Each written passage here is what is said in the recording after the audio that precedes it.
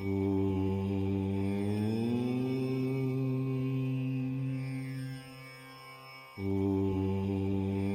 सागर channel में आपका स्वागत है। रुद्र संहिता के द्वितीय खंड के 41वां अध्याय, शिव द्वारा दक्ष को जीवित करना।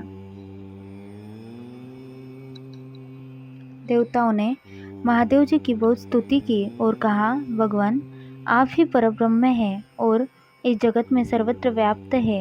आप मृत्युंजय है। चंद्रमा, सूर्य और अग्नि आपकी 3 आंखें हैं। आपके तेज से ही पूरा जग प्रकाशित है। ब्रह्मा, विष्णु, इंद्र और चंद्र आदि देवता आपसे ही उत्पन्न हुए हैं। आप ही इस संसार का पोषण करते हैं। भगवान आप करुणामय हैं। आप ही दुष्टों का संहार करते हैं। हे प्रभु, आपकी आज्ञानुसार अग्नि जलती है और सूर्य अपनी तपन से झुलसता है। मृत्यु आपके भय से कांपती है। हे करुणा निधान, जिस प्रकार आज तक आपने हमारी हर विपत्ति से रक्षा की है, उसी प्रकार हमेशा अपनी कृपा दृष्टि बनाए। भगवान, हम अपनी सभी गलतियों के लिए आपसे क्षमा मांगते हैं। आप प्रसन्न होकर यज्ञ को पूर्ण कीजिए तथा यजमान दक्ष का उद्धार कीजिए। वीरभद्र और महाकाली से प्रहारों से घायल हुए सभी देवताओं व ऋषियों को आरोग्य प्रदान करें। उन सभी की पीड़ा को कम कर दे।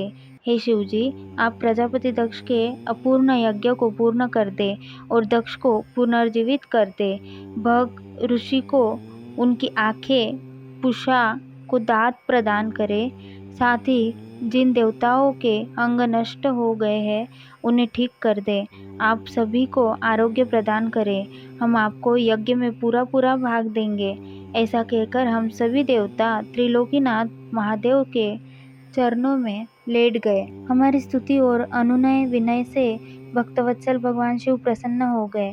शिव जी बोले, हे ब्रह्मा, श्री हरि विष्णु, आपकी बातों को मैं हमेशा मानता हूँ, इसलिए आपकी प्रार्थना को मैं नहीं टाल सकता। परंतु मैं यह बताना चाहता हूँ कि दक्ष के यज्ञ का विध्वंस मैंने नहीं किया है। उसके यज्ञ का विध्वंस इसलिए हुआ क्योंकि वह हमेशा दूसरों का बुरा चाहता है, उनसे द्वेष रखता है। परंतु जो दूसरों का बुरा चाहता है, उसका ही बुरा होता है। अतः हमें कोई भी ऐसा कार्य नहीं करना चाहिए जिससे किसी को कष्ट हो। तुम्हारी प्रार्थना से मैंने तुम्हें क्षमा कर दिया है और तुम्हारी विनती मानकर मैं दक्ष को जीवित कर रहा हूँ। परंतु दक्ष का मस्तक अग्नि में जल गया है, इसलिए उसके सिर के स्थान पर बकरे का सिर जोड़ना पड़ेगा।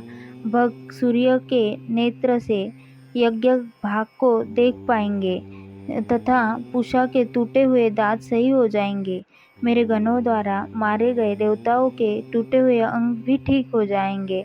भृगु की दाढ़ी बकरे जैसी हो जाएगी। सभी अर्धवयु प्रसन्न होंगे। यह कहकर वेदी के अनुसरण करता परम दयालु भगवान शंकर चुप हो गए। तत्पश्चात मैंने और विष्णु जी सहित सभी देवताओं ने भगवान शिव का धन्यवाद किया। फिर देवर्षियों सहित शिव जी को उस यज्ञ में आने के लिए आमंत्रित कर हम लोग यज्ञ के स्थान पर गए जहाँ दक्ष ने अपना यज्ञ आरंभ किया था। उस कनखल नामक यज्ञ क्षेत्र में शिवजी भी पधारे।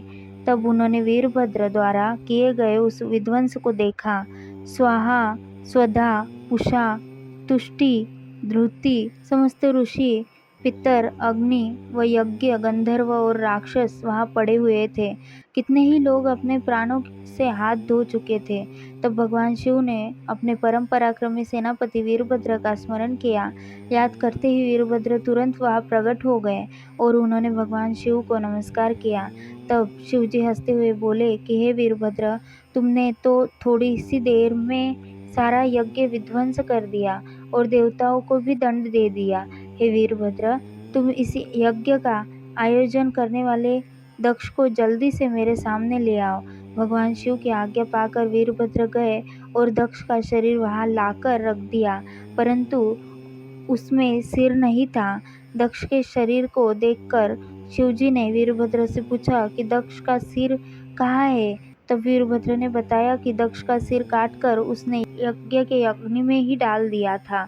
तब शिवजी के आदेशानुसार बकरे का सिर दक्ष के धड़ में जोड़ दिया गया। जैसे ही शिवजी की कृपा दृष्टि दक्ष के शरीर पर पड़ी, वह जीवित हो गया।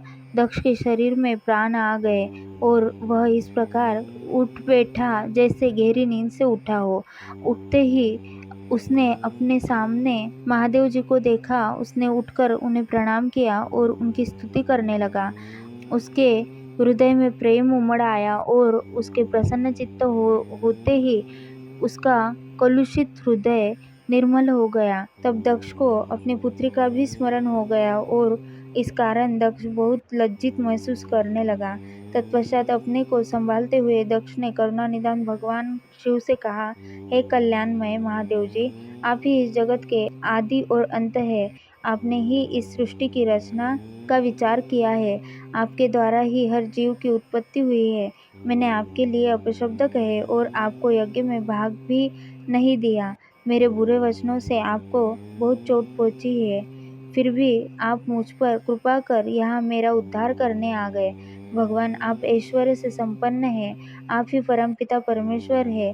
प्रभु, आप मुझ पर एवं यहाँ उपस्थित सभी जनों पर प्रसन्न होइए और हमारी पूजा अर्चना को स्वीकार कीजिए। ब्रह्मा जी बोले, नारद, इस प्रकार भगवान शिव की स्तुति करने के बाद दक्ष चुप हो गए। तब श्रीहरि विष्णु जी ने भगवान शिव की बहुत स्तुति की। तत्पश्चात मैंने भी महादेव जी की बहुत स्तुति की। भगवान, आप मेरे पुत्र दक्ष पर अपनी कृपा दृष्टि की और उसका उद्धार किया। देवेश्वर, अब आप प्रसन्न होकर सभी शापों से मुक्ति प्रदान करें। महामुनि इस प्रकार महादेव जी की स्तुति करने में दोनों हाथ जोड़कर और सिर झुकाकर खड़ा हो गया। हम सभी देवगणों की स्तुति सुनकर भगवान शिव प्रसन्न हो गए और उनका मुख खिल उठा। तब वहाँ उपस्थित इंद्र सहित अनेक सिद्धों, ऋषियों और प्रजापतियों ने भी भक्तवत्सल करुणानिधान भगवान शिव की अनेकों बार स्तुति की। यज्ञशाला में उपस्थित अनेक उपदेवों, नागों तथा ब्राह्मणों ने भगवान शिव को प्रणाम किया और उनका प्रसन्न मन से स्तवन किया। इस प्रकार सभी देवों के मुख से अपना स्तवन सुनकर भगवान शिव को बहुत संतोष प्राप्त हुआ। ओम नमः शिवाय।